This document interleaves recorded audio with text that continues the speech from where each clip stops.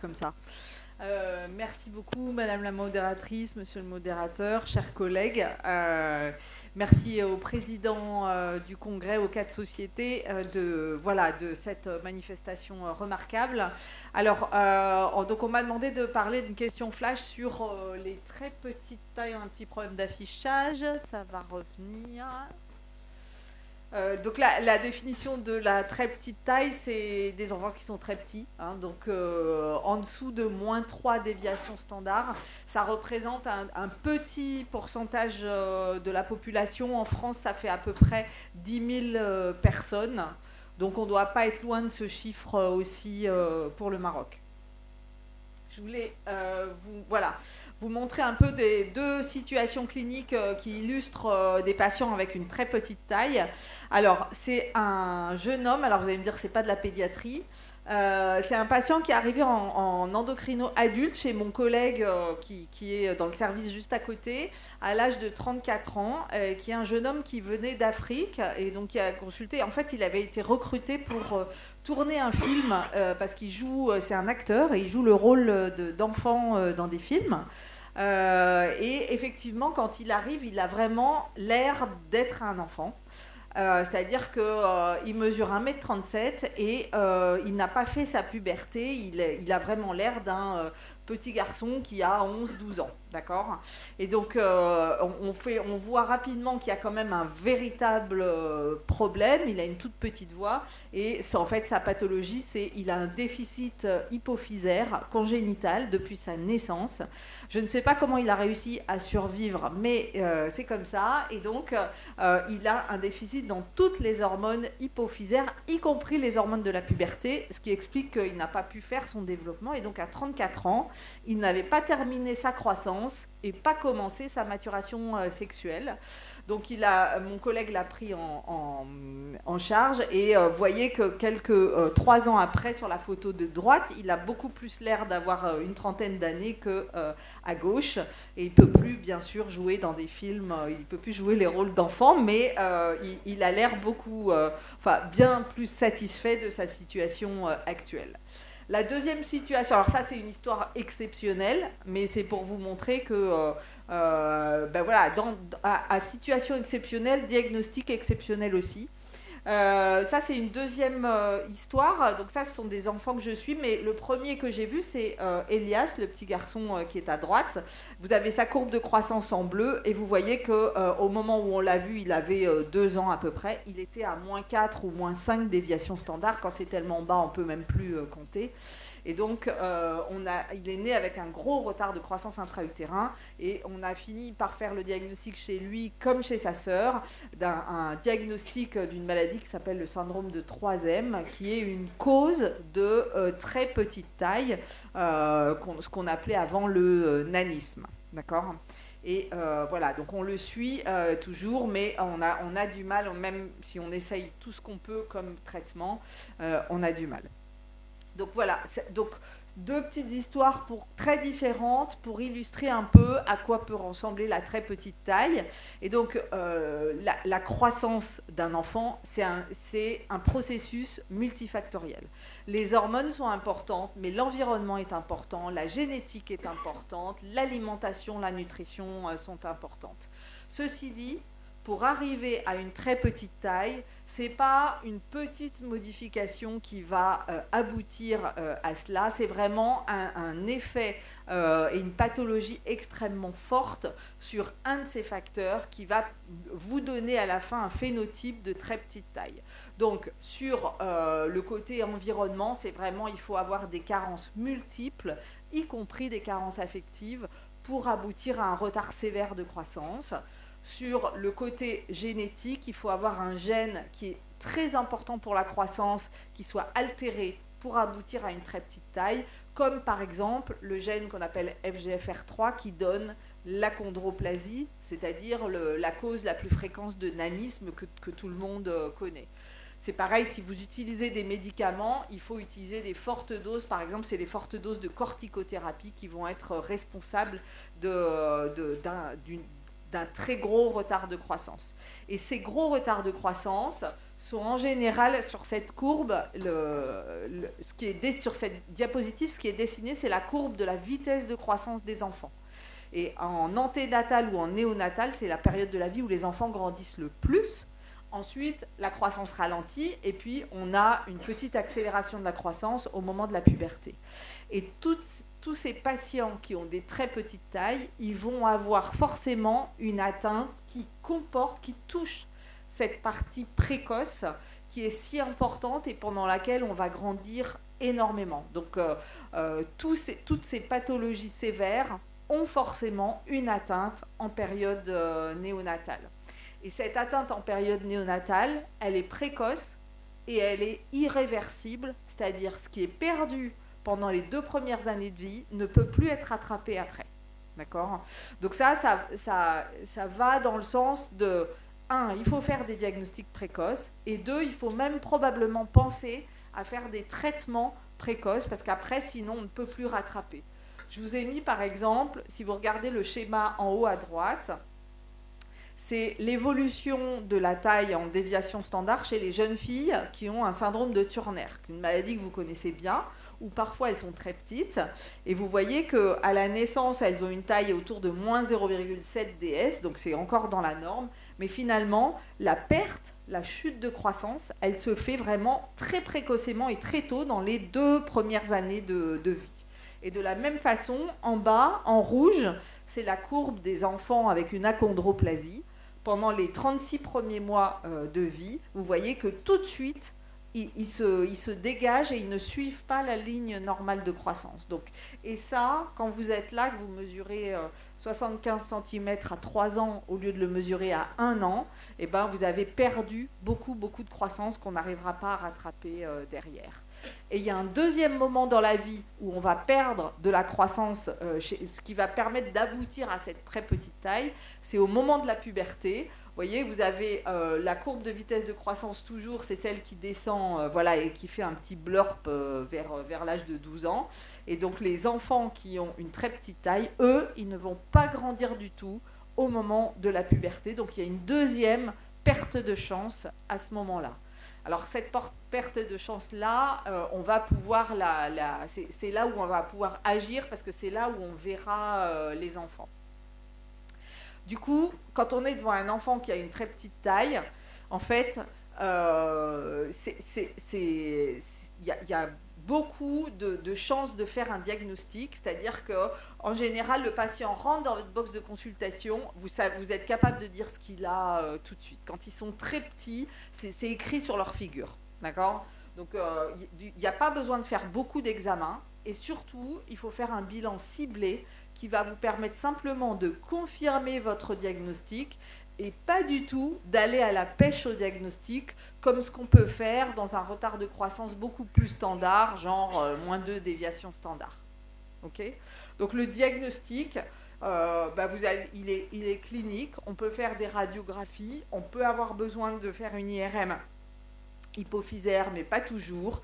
On peut avoir besoin, dès qu'il y a un contexte syndromique, de faire un bilan malformatif. Et puis, on va aussi beaucoup s'appuyer sur la génétique, le karyotype ou le CGHRL, le FISH, ce qu'on appelle le FISH, qui permet aussi d'évaluer la structure des chromosomes qu'on va utiliser très facilement chez ces enfants-là qui ont en général un contexte syndromique.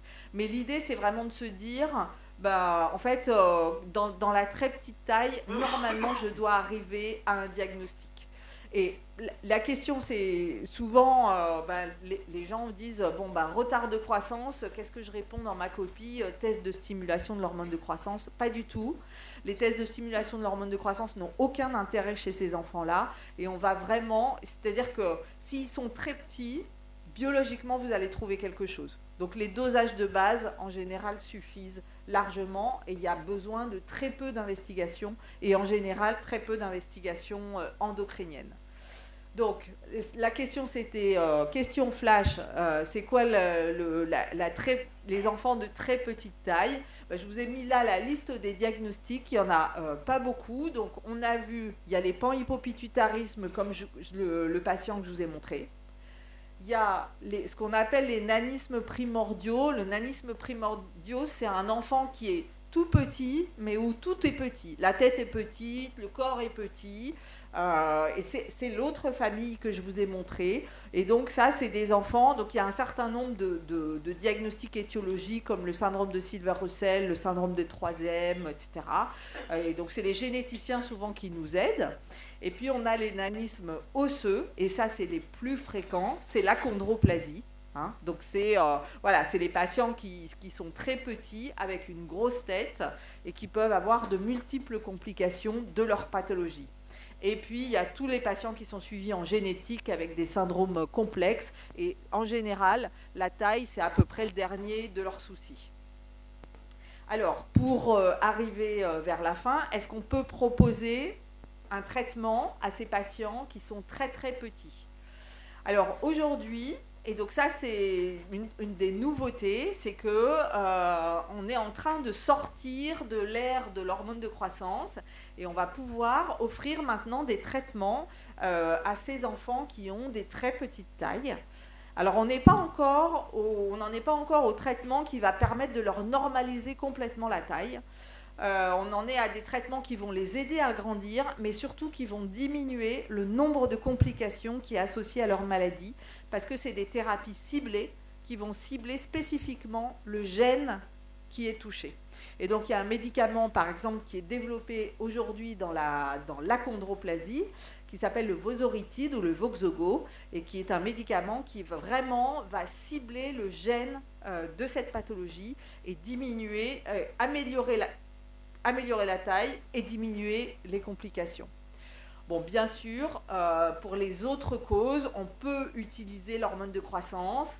L'hormone de croissance, ça fonctionne dans quasiment toutes les situations, à part peut-être l'achondroplasie, mais c'est un traitement qui, on le sait, améliore la taille de quasiment tous les enfants. La question, c'est plus l'accès à l'hormone de croissance, c'est-à-dire est-ce que je peux, dans mon pays, dans ma région, avoir un remboursement de ce traitement pour les patients. Donc voilà, donc ça c'est. Il y a aussi d'autres molécules qu'on peut utiliser qui, en association avec l'hormone de croissance, chez ces enfants qui sont très très petits, permettent de grandir, comme le fait de freiner la puberté, ou comme l'utilisation des inhibiteurs de l'aromatase, qui sont des médicaments qui empêchent la fermeture des cartilages de croissance. Donc ça peut être aussi une solution qu'on peut utiliser. Donc je vais, voilà, j'ai tout dit. Je voulais juste dire un petit mot de conclusion. Donc c'est une situation qui est relativement rare, puisque statistiquement ça représente moins de 1, on est autour de 0,5% des enfants qui naissent, hein, pour la prévalence.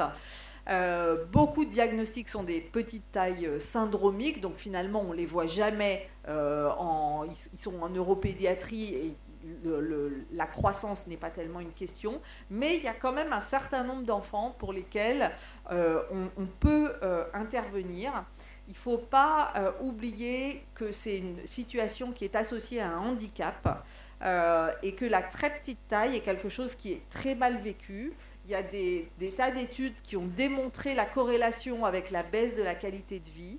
Et il y a tout un tas de handicaps qui n'est pas uniquement physique, c'est-à-dire lié au fait que vous ne pouvez pas toucher les pédales de la voiture et donc apprendre à conduire, que vous ne pouvez pas être assis sur un toilette d'un enfant de taille normale ou sur une chaise à l'école.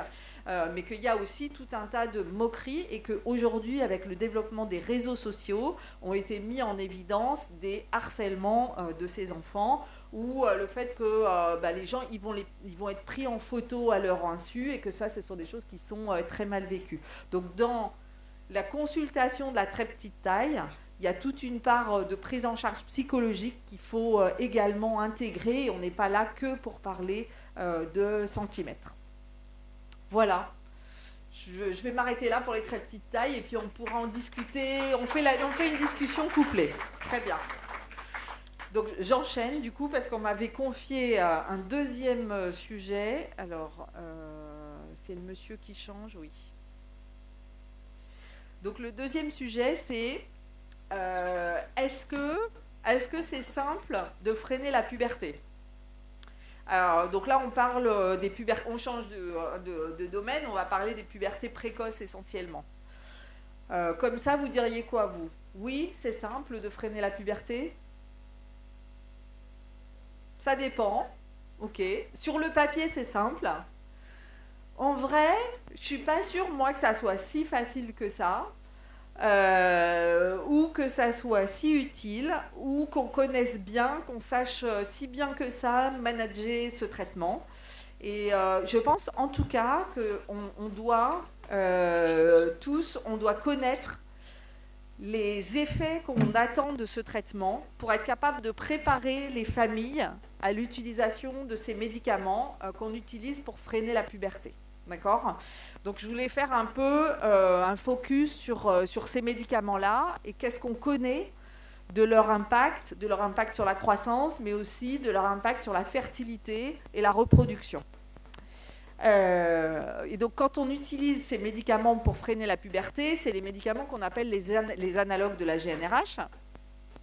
Et on va les utiliser chez des enfants, alors c'est surtout des filles, qui ont une puberté précoce. Et là, l'objectif de chacun n'est pas toujours le même, c'est-à-dire que les jeunes filles, elles, ce qui les embête, c'est d'avoir des seins et de changer, alors qu'elles n'ont que 8 ans ou 7 ans et que les copines ne sont pas du tout là-dedans. Les parents, la question qu'ils ont en tête quand ils viennent vous voir, c'est « je veux pas qu'elle ait ses règles ». Voilà. Alors que l'enfant, elle s'en fiche complètement, c'est pas son problème. Et le médecin, moi, c'est finalement, elle a une puberté précoce, oulala, elle va être toute petite, et donc il faut que je l'aide à grandir. Donc on n'a pas tous exactement le même objectif, et donc il faut quand même un peu garder ça en tête pour essayer quand même de réconcilier les trois, et en particulier, pendant la consultation, ne pas oublier de parler à l'enfant de la question qui le concerne. Alors, chez qui est-ce qu'on utilise ces médicaments qui sont des freinateurs de puberté? C'est-à-dire chez qui est-ce qu'on va modifier l'évolution naturelle, physiologique d'un processus qui permet la maturation sexuelle pour arriver à un état compatible avec la reproduction. Alors, il y a des indications qui sont très faciles, c'est-à-dire qui sont vraiment adoptées par tous. C'est le fait d'avoir une puberté chez une jeune fille caucasienne avant l'âge de 7 ans ou chez une jeune fille d'origine afro-américaine avant l'âge de 6 ans. Donc là, il n'y a pas de doute qu'il faut utiliser ces traitements-là parce que la différence avec les autres est trop importante, les conséquences sont trop importantes. Globalement, dans la société, les guidelines, elles sont même un peu plus larges que ces 6 ans et 7 ans, elles vont même jusqu'à 8 ans, qui est la définition classique et adoptée de la puberté précoce. Donc en gros, pas de discussion chez une jeune fille qui commence sa puberté avant 8 ans. C'est moins facile de prendre la décision de freiner la puberté chez quelqu'un qui fait une puberté avancée, c'est-à-dire qui commence entre 8 et 9 ans, ou une puberté rapidement évolutive, ou alors on peut être amené à l'utiliser chez des jeunes filles qui doivent être traitées par chimiothérapie pour un cancer et dont on veut protéger les gonades. Ça, c'est une utilisation classique de ce médicament-là. Ou alors, il y a aussi une utilisation qui est possible et que vous avez peut-être déjà faite, qui est quand on veut faire grandir un enfant, on va lui freiner sa puberté en association avec l'hormone de croissance pour prolonger la croissance. Donc ça, la décision là, elle est déjà moins facile et elle nécessite vraiment de prendre en considération la taille de l'enfant, la rapidité d'évolution de la puberté et la maturation osseuse en faisant une radiographie d'âge osseux. Une fois qu'on a pris la décision, quel médicament on va utiliser? Donc je vous ai mis la liste des médicaments qui sont disponibles. Il y a plusieurs formulations. Alors, en France, on utilise, et ici aussi, je crois, on utilise essentiellement la triptorelline et la leuprorelline. Donc, c'est le décapeptyl et l'énantone. Je voulais attirer votre attention aussi sur l'avant-dernière ligne, quand même, le buséréline, qui est intéressant aussi parce que c'est sous forme d'implant. Et donc, ça peut être intéressant, en particulier dans les situations de handicap, quand on ne veut pas qu'il y ait une puberté précoce et qu'on n'a pas envie de faire des injections répétées. Sinon, ces traitements se font en administration intramusculaire ou sous-cutanée profonde, en tout cas pour les Nantones. Et on peut faire, il y a des formulations pour 1 mois, ou pour 3 mois, ou pour 6 mois. Donc voilà, donc on peut faire entre 12 et 2 injections par an, en fonction du produit qu'on utilise. Donc c'est quand même assez facile de s'adapter à la situation qu'on a en face de soi. Okay, et puis la dose, on l'adapte un petit peu en fonction du poids, mais c'est pas... Voilà. Si vraiment on n'a pas accès à ces molécules-là, on peut utiliser l'acétate de cyprotérone, c'est l'Androcur, que vous connaissez, hein, et qui a aussi un effet antigonadotrope.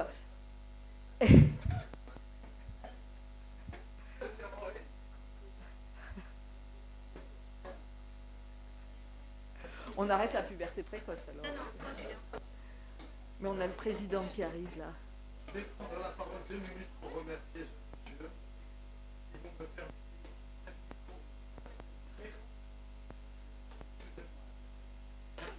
Il n'y a pas de problème.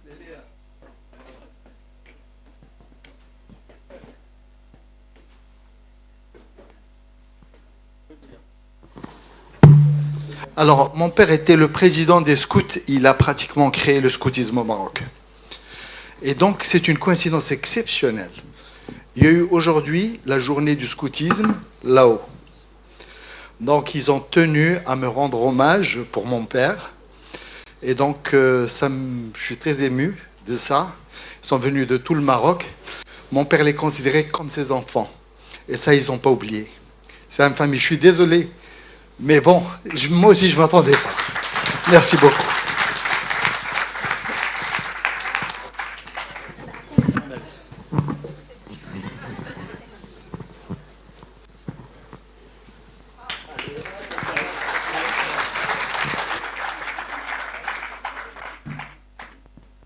Bravo, hein, en tout cas. Et avec le scoutisme, on reste en pédiatrie. Hein. Voilà.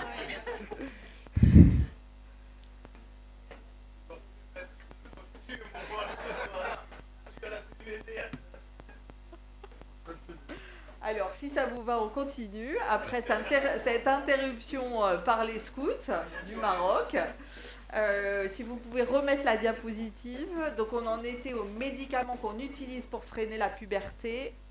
Et donc, j'expliquais qu'il y a l'alternative qui s'appelle l'Androcur, mais qui est quand même beaucoup moins efficace.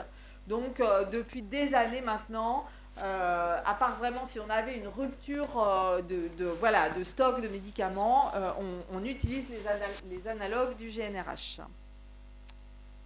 Voilà. Alors, quand on fait ce traitement-là, qu'est-ce qu'on doit attendre? Qu'est-ce qui doit se passer? Donc, ça freine la puberté. C'est-à-dire que le médicament, il agit au niveau hypophysaire.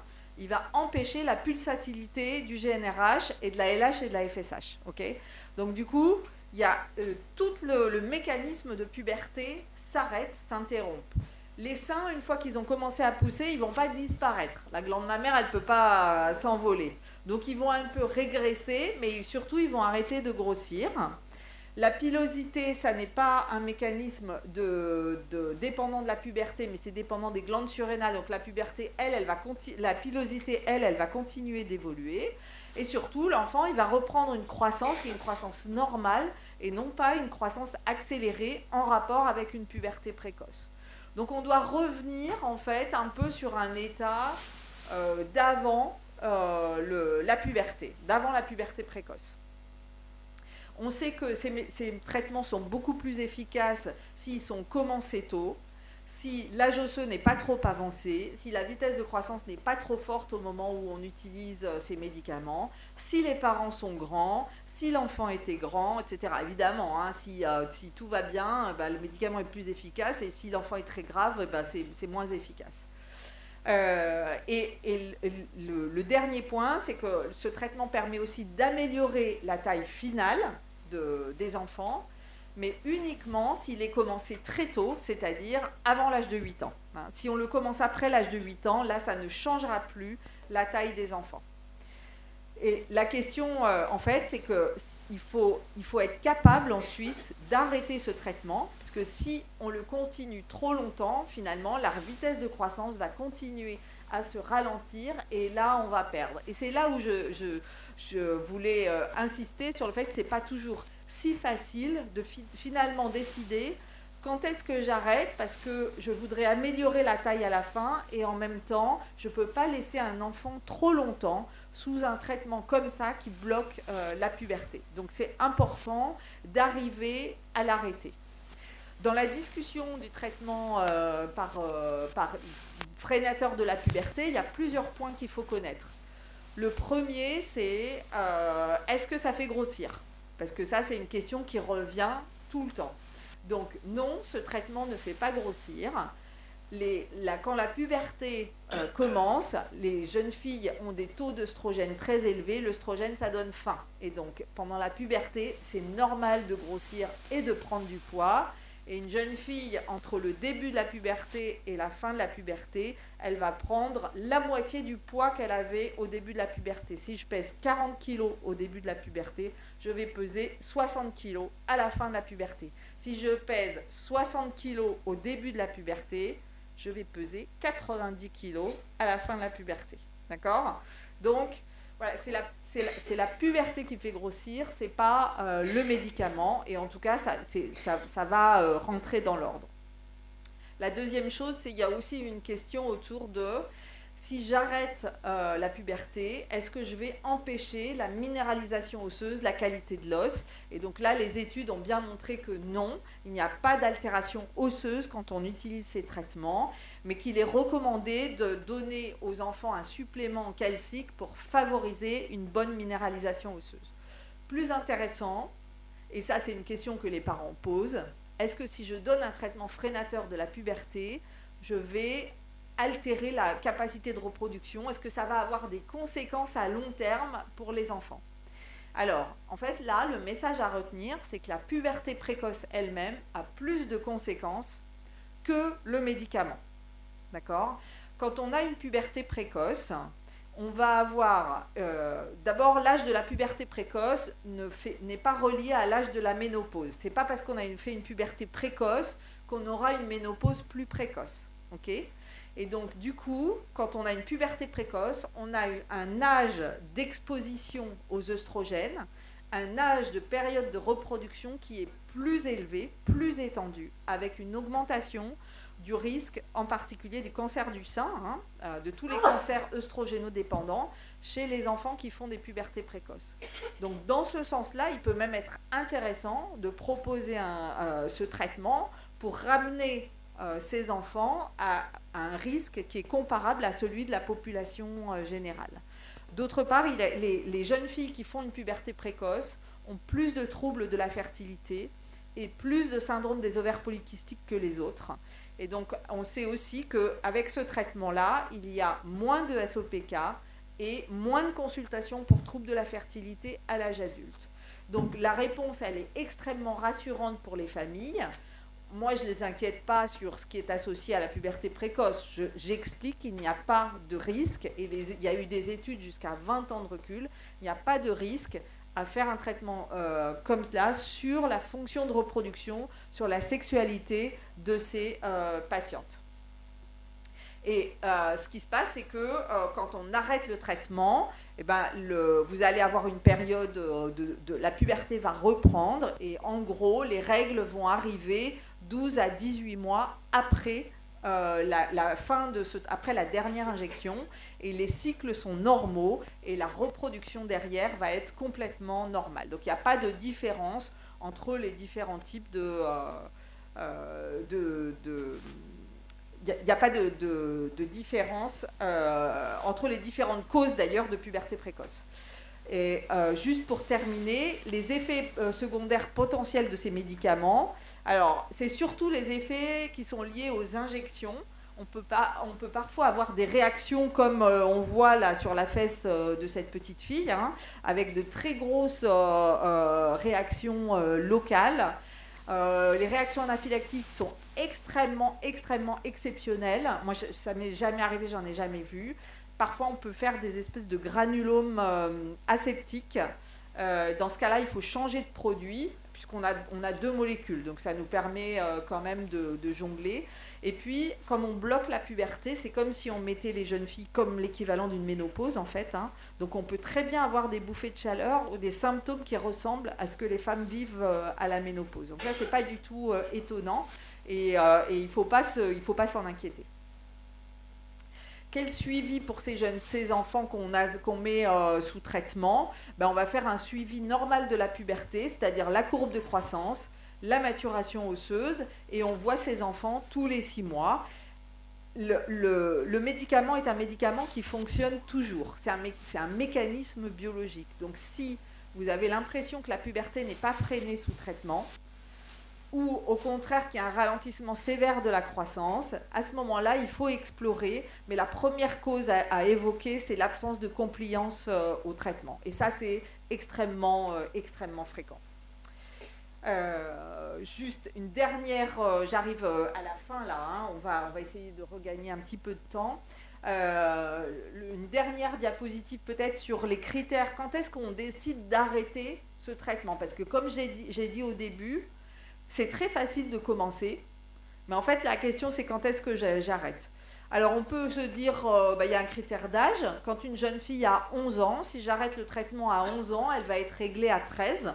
Et donc, voilà, c'est un âge tout à fait normal. On pourrait même dire 10 d'ailleurs. Hein. On pourrait tout à fait arrêter à 10 et être réglé à 12. On est aussi parfaitement dans la normalité.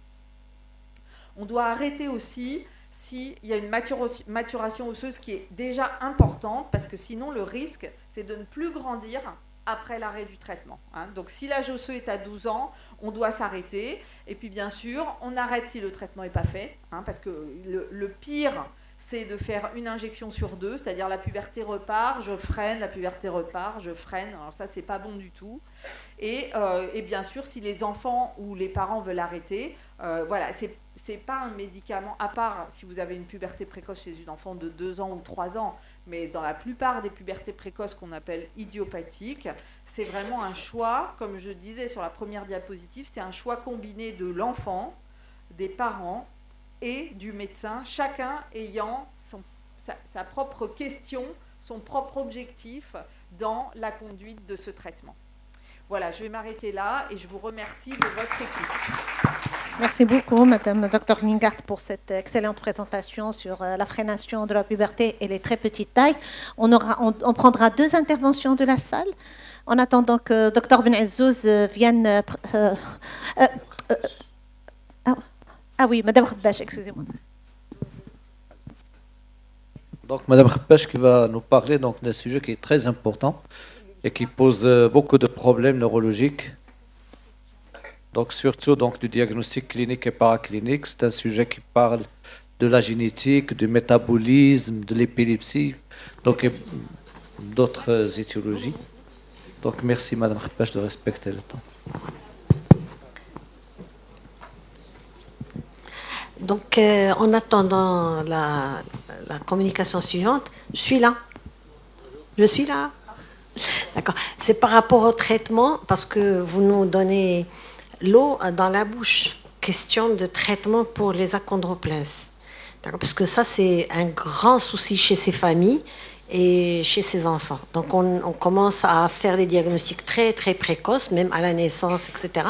Et les parents sont demandeurs de traitement. Y a-t-il un vrai résultat qu'on peut proposer, un vrai espoir qu'on peut donner à ces parents-là?